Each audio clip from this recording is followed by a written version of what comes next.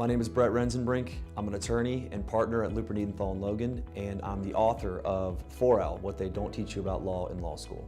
In traditional law schools, there is a 1L, 2L, 3L, and that really denotes where you are, what year you are as a law student.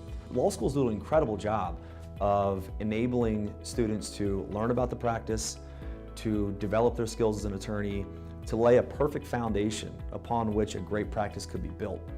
4L then has become an extension of that educational process. Enable law students in law schools really to give that law student who now has their foundation really the tools to start building fast, create a book of business that is that's successful, traditionally successful. How do I create? Where do I start?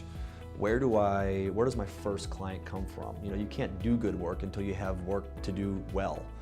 It's also about the difference between practicing law 10 years ago and practicing law today. 30 years ago to 10 years ago was about the invention of the internet. Hooray, we all don't have to go to the law library anymore to do research. Great. But it also makes our consumer more efficient. It makes our competition more efficient. It makes it easier to compete at a wide scale. So if we really want to survive and thrive in the next 10, 20 years, 25 years of law, what we need to do is to learn those challenges and learn not just to adapt to them, but also create synergies. My experience transitioning into the legal field was terrible. It was the worst economy in the history of law.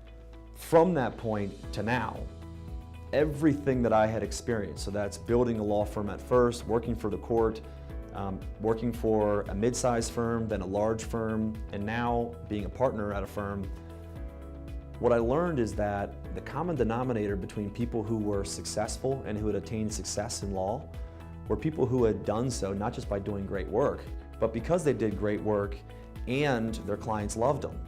The most important thing that should come from 4L is to create an opportunity or to empower people to take that journey from law student to successful attorney, to not just believe that they can achieve success, but do it in a way where they can enjoy that success too.